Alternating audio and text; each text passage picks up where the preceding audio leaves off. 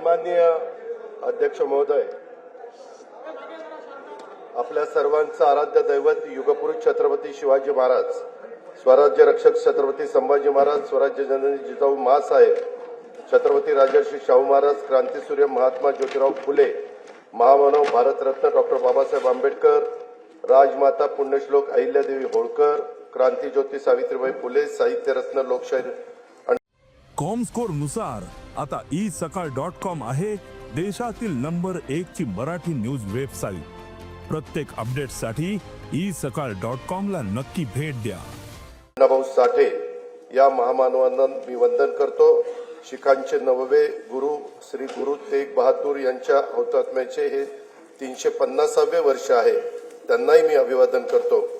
हे वर्ष अनेक दृष्टीने विशेष आहे। स्वराज्य सौदामिनी महाराणी ताराबाई यांचे हे त्रिशतकोत्तर सुवर्ण महोत्सवी जयंती वर्ष आहे। पुण्यश्लोक अहिल्यादेवी होळकर यांचे त्रिशताब्दी जन्म वर्ष आहे।